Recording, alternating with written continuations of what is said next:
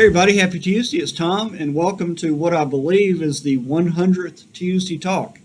We've been doing these for 2 years now, and I think it's been a great opportunity for me to really share with both our staff and with our child welfare community what's going on at state DFACs and what we need to work on together. Of course, our 100th Tuesday Talk anniversary or celebration is overshadowed a bit this year by the ongoing issues we're having with COVID. I'm here in the office today at 2 Peachtree, but I've got my mask on. I needed to come down and do a few things. And of course, we are continuing to ask our staff to work from home or to telework whenever possible.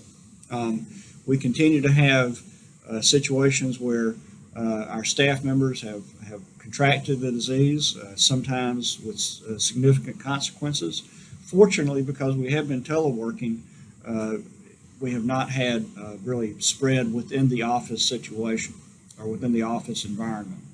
But I do want those of you who have been affected by COVID, who have come down with this virus, and those in your families who may have been affected, just really want you to know we're all thinking about you and praying for you, and we hope that if you have been hit by this virus, that you recover quick. And without naming any names, I know there are a few people out there who we really need to be praying for and thinking about. So I just wanted to bring that to your attention today. We may not be able to fix everything, but we can do everything we can to make sure that we don't get this virus and we don't spread it to others. Part of that, of course, is personal protective equipment. We have been working very hard at the state level to get masks and gloves, not only for our staff, but for foster parents, for children in foster care. And I hope you'll continue to bear with us as we work to get those materials and get them out to the field. I think DFAC's operations has secured gloves for all in-person staff. We're going to get some additional guidelines in the next few days about how those gloves will be distributed. And of course, we are continuing to work with vendors from the state level to make sure that we're getting PPE and getting it out to all those who need it, especially those of you who have to go make in-person meet contacts with clients or with children or with others. Also, speaking of COVID, we know that the school schedule will really affect your ability to telework in many cases.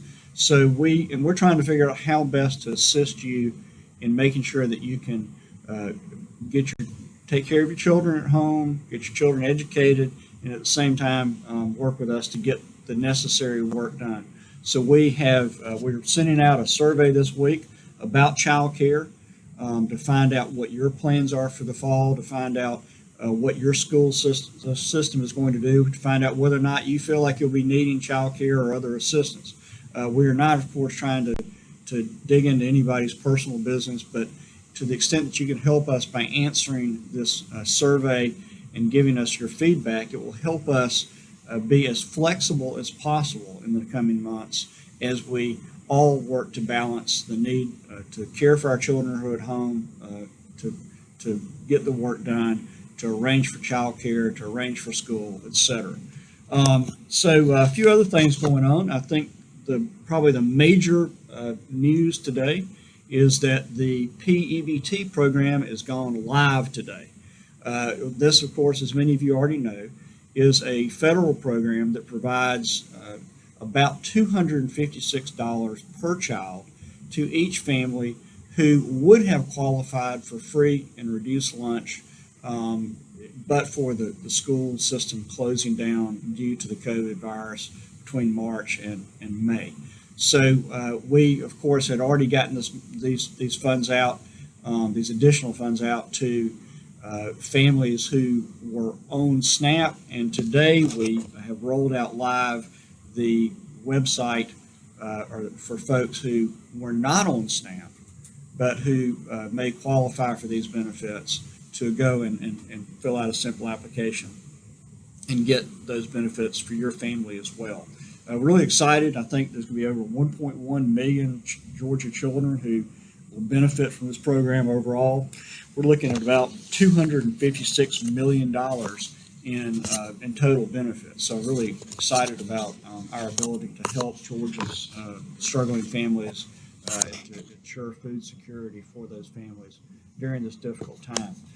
Speaking of food security and SNAP, this month alone, I think, or not this month alone, but between March and this month alone, we will have issued about $324 million in the COVID Peace SNAP benefits. And as I've said before, it's we at DFACS, I think one of the values we bring for the people of the state of Georgia is that we are able to help those families who are struggling economically to get food on the table. And at the same time, of course, we are able to inject these federal funds into our local economies.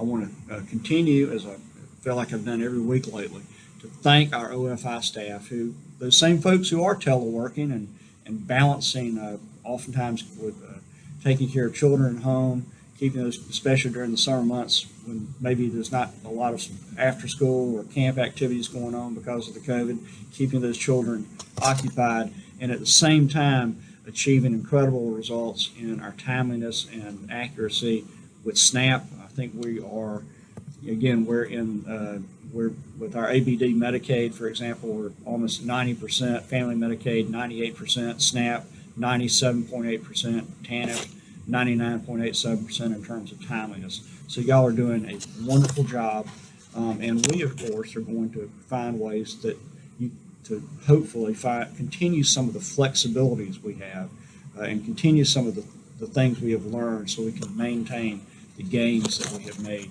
over the last few months. A few other things going on. First of all, I want to say, not first, but obviously the next thing is I want to mention that our roadshow last week in Region 12 was very successful. I want to thank Dahlia Bell Brown, Susan Boatwright, Lamar Ivory, Selena Perry, and all those regional leaders, certainly Sheila D. Stinkins, Charlotte Denard, all of our county directors in Region 12. Sorry, I won't name you all right now, but you know who you are, for really putting on a great show. As I think I've said before, the roadshow, although it was virtual this time, it still gave us an opportunity to really sort of put ourselves in that community, to listen to community leaders, to listen to the judges in those communities, to listen, for example, to our State of Hope partners in each of those communities. I learned so much about both the strengths of the good things that are going on in Region 12, as well as the needs of Region 12. And I look forward to working over the next year with our teams down there to try to bolster your ability to serve the staff, we'll serve our staff certainly, but for our staff to serve the families and children from that area, from Effingham County all the way down the coast to the Florida line and Camden County. So the other thing, of course, is we're wrapping up this month with Teens and Siblings Appreciation Month. It's one of the things we just want to continue to beat the drum on, which is that we always need more foster parents and more services and more resources for our teens and our large sibling groups. So if you're interested in serving the young adult population, the population of adolescents who are soon be moving to adulthood in any way, please visit fostergeorgia.com or call 1-877-210-KIDS, and because we always need more resources for those teens and, of course, for our larger sibling groups. Let's see, what else we got?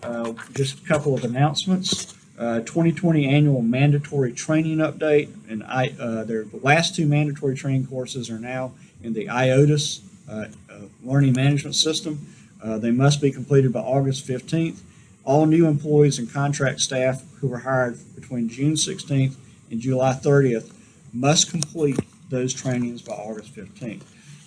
We are rebooting the DFACS podcast. I kind of started this up not very well last December, did a couple of episodes, but we're really trying to reboot that.